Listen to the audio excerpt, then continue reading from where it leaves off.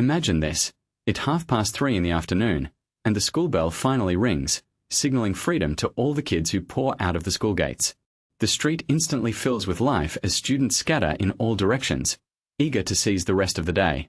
Your school bag, heavy with books and battered from the daily commute, bounces rhythmically against your back. The next few hours are yours to fill as you please. No screens to occupy your time and no apps to distract you. Just pure, unadulterated freedom until it's time for tea. This was the ritual of growing up in 1970s Britain. You knew the routine by heart.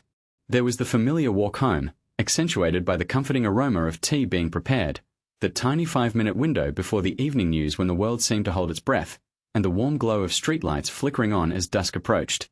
Today, we are taking a nostalgic look back at 17 quintessential activities every British kid indulged in after school during those times.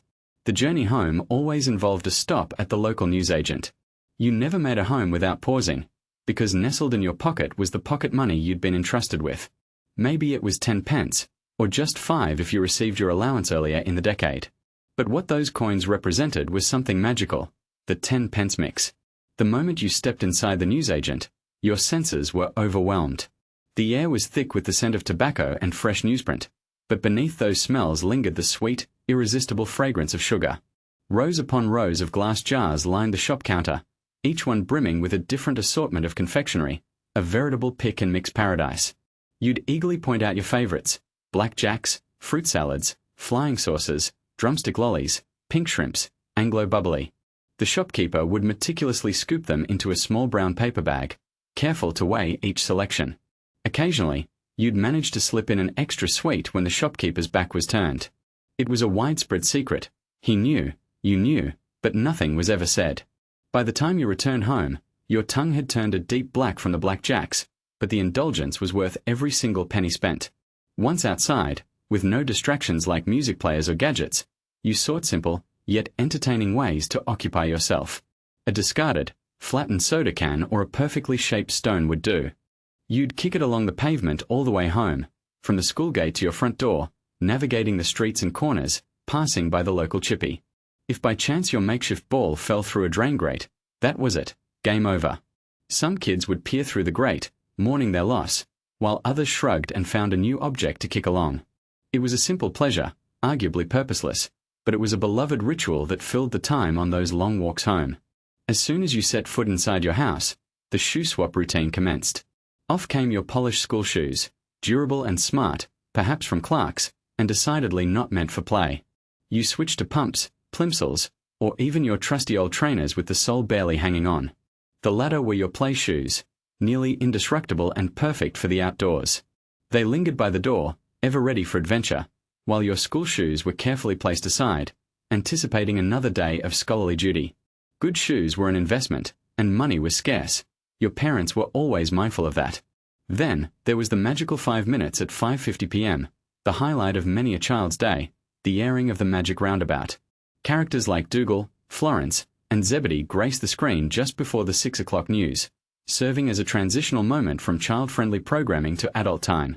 It was a communal experience, one that brought family members of all ages together: kids, parents, grandparents, all gathered to enjoy Dougal's amusingly grumpy remarks and the show's whimsical visuals. Those 5 minutes united households across Britain, capturing the attention of a staggering 8 million viewers. And when Zebedee bounced in at the end, proclaiming it was time for bed, you'd release a groan, knowing it signaled the encroaching end of children's television. On Thursdays, however, everything came to a standstill for Top of the Pops. At 7:30 p.m. sharp on BBC One, it was the definitive source for music lovers to discover the week's chart toppers and see their musical idols perform. You'd settle down on the living room carpet, legs crossed in rapt anticipation, as performers like Pan's People danced, and hosts like Tony Blackburn or Noel Edmonds guided the show. Every episode culminated in the suspenseful countdown to determine who claimed the coveted #1 spot on the charts. Those were the days when you needed to be resourceful if you wanted to catch your favorite tunes. Picture this: a cassette recorder poised and ready, eagerly held up against the TV speaker. The anticipation was palpable as you waited to capture the songs played on your favorite show. Every second counted as you silently hoped that the presenter wouldn't start talking over the song's intro, ruining your perfect recording. There was no luxury of rewinding or replaying. You had just one shot to get it right.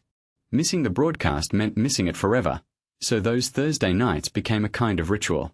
Dinners were hurriedly devoured, and homework was conveniently sidelined, all for those precious 30 minutes in front of the screen. And before you could even think of soaking in a bath, there was the all-too-important task of planning for hot water.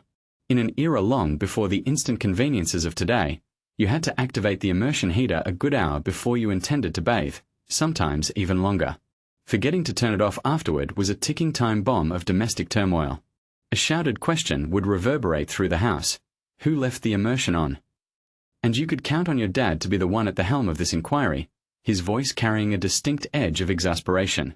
After all, in those days, wasting electricity was akin to a criminal offense. It was then you'd find yourself tiptoeing to that familiar nook, fingers gingerly flipping the switch to off if necessary, because you knew the wrath of being the careless one wasn't something you wanted to experience. Bathing was a less frequent affair, often reserved for once or twice a week. Sunday was the highlight of bathing days, a proper cleaning that felt almost ceremonious. On other days, you'd settle for the simplicity of a wash at the sink, armed with a cold flannel and the classic scent of coal tar soap or the unmistakable fragrance of pears. Simple routines, yet deeply ingrained in the rhythm of everyday life. Washing behind your ears became a ritual, a habit ingrained from those days when your mum meticulously checked to ensure everything was spick and span. It was a routine as reliable as the clock striking 5. At that moment, tea would be ready on the table, not dinner, as some might call it, but tea, with its distinct and memorable taste. It was the era of smash, where instant mashed potatoes emerged from a fascinating powder. The airwaves constantly featured the Smash Martians advert, which humorously mocked humans for the laborious task of peeling potatoes, a small nod to our quirky culinary shortcuts.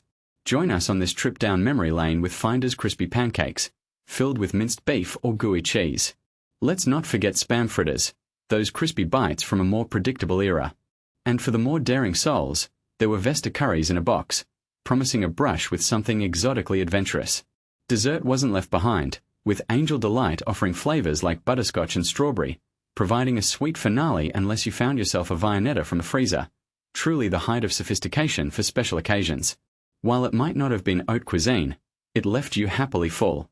Plates cleared, a signal to return outside, continuing adventures until dusk. On weekends, a sense of excitement filled the air as the pop man visited. His arrival was announced by the distinctive clinking of glass bottles and the low hum of a diesel engine.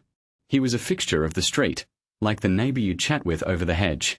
His truck was a mobile fizz factory, bringing dandelion and burdock, limeade, cherryade, and cream soda to your doorstep, all encased in those hefty glass bottles with their practical screw tops. You clutched your empty bottles eagerly, trading them for precious pennies before selecting your new flavors. Each bottle was treasured, carefully carried home to be rationed, a single glass served with Sunday dinner, never squandered. The pop man was more than a delivery man. He was a welcome part of life's rhythm until the convenience of supermarkets and plastic bottles eroded his daily route, and with it, a piece of community life vanished. Kirby was the ultimate street game for those who needed nothing but a ball and a curb. Facing each other from opposite pavements, you'd lob the ball, hoping to catch that perfect bounce back from the curb to score. With cars seldom passing through, each shout of car was a brief interruption, where everyone would momentarily cease play, let it pass, and dive back into the game. Though there were no written rules, there was an unspoken understanding among players. As hours slipped by, you honed your aim with each bounce and learned the patterns of the curbs like seasoned athletes. Back then, communication was a far cry from today's instant connections. There were no mobile phones to summon you home, no GPS to track your wanderings. Yet, parents intuitively knew when you'd return, when the streetlights flickered on, casting their warm, orange glow. That was your signal. You had mere minutes to rush indoors before the night fully descended, or risk facing stern consequences. So you roamed, played, and watched the sky carefully, anticipating that electrifying moment when the first light flickered, time to sprint home, as missing it was simply not an option. Television was not something you could browse on demand. The schedules were sacred, set in stone within the pages of either the Radio Times or TV Times, depending on the household allegiance to BBC or ITV. With a pen in hand, your dad would circle his evening's desired programs, whether the Queen's speech on Christmas, a Sunday film, or the much-anticipated Cup final.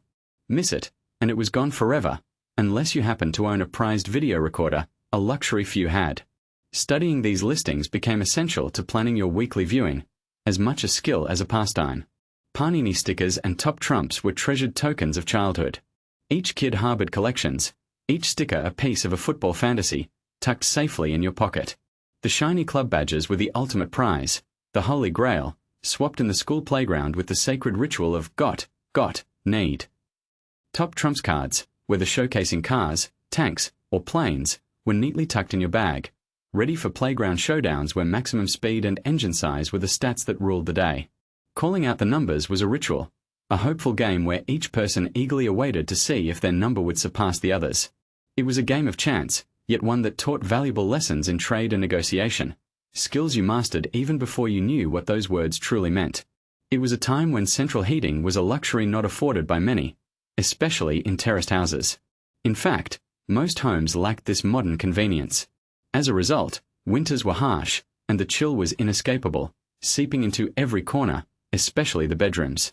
They were not just cold, they were freezing to the bone. The kind of cold that made a hot water bottle, or hottie as it was affectionately known, not just a comfort but a necessity. This vital source of warmth, often encased in a cozy knitted cover, was filled with care from a steaming kettle and tucked beneath the covers well ahead of bedtime to ensure a welcoming warmth in one's sleeping spot. Come morning, it was not uncommon to find a layer of ice firmly coating the inside of the bedroom windows. It was a testament to the night's cold, where condensation had frozen into a thin, yet persistent shield. Scraping it off with your fingernails became the morning routine, a frosty ritual just to catch the first glimpse of daylight outside. Rising from the comfort of your bed took genuine courage. The moment your feet found the cold lino floor, it sent a shiver straight through you, a rude awakening that was as sharp as it was unavoidable. Quickly, you would grasp your clothes and, if you were wise, dress under the covers to maintain any semblance of warmth. Then, it was a sprint downstairs to the singular warm refuge in the house, the kitchen. The kitchen, with its one heater, was the hub of morning activity, but its warmth came at a price. Every evening, the kitchen floor was transformed into a temporary workshop for footwear. Shoes of all sorts, your school shoes, your dad's work shoes, and everyone else's, were methodically laid out on sheets of old newspaper. The rich scent of cherry blossom polish filled the air as the tin was opened, a familiar fragrance mingling with the bitter cold. With a stiff brush, each shoe was diligently polished, the ritual preparing them to brave another day in the cold outdoors. It was a task that seemed mundane yet carried a sense of dignity, spitting on the shoes to give them that immaculate shine. The black marks left on the newspaper told their own story, almost like badges of honor from a battle well fought. Your hands would be smeared with polish, the smell lingering in the air. It was a chore, no doubt, but it was also part of a comforting routine. A pair of clean shoes stood as a symbol of respect, an outward sign that you cared about your appearance and your family's values, even if finances were stretched thin. Each morning, those shoes gleamed with readiness, prepared to face yet another day. In those quieter moments, Airfix models would capture your imagination. The challenge of assembling tiny, intricate plastic parts with precision was no small feat. The glue, with its potent chemical odor, would cling to your fingers, and carefully placing decals on a Spitfire wing without tearing them was an achievement in its own right. Then there was the spirograph, with its mesmerizing plastic gears and colorful pens. You'd spend hours making patterns, each more intricate than the last, as the rhythmic whirring of gears provided a soothing soundtrack. It was a time when the world outside could pound against the windows with relentless rain, but inside, the warm, comforting sense of coal smoke and dinner filled the home. In those early evenings, you would eagerly sit in front of the television to watch Blue Peter. The familiar faces of John Noakes, Peter Purvis, Leslie Judd, and Val Singleton became like old friends. Their appeals urged you to collect milk bottle tops, old stamps, or clothes for charity, and you diligently gather them into a bag. Completing those tasks made you feel significant, as though you were contributing to something greater. Possessing a Blue Peter badge was more than just an accolade. It was a passport to adventure, granting free entry to museums, zoos, and galleries.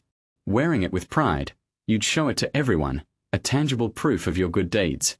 Share with us your favorite after-school memory from the 1970s. What brought you joy during those times? Don't forget to subscribe to our channel to help keep these cherished stories alive.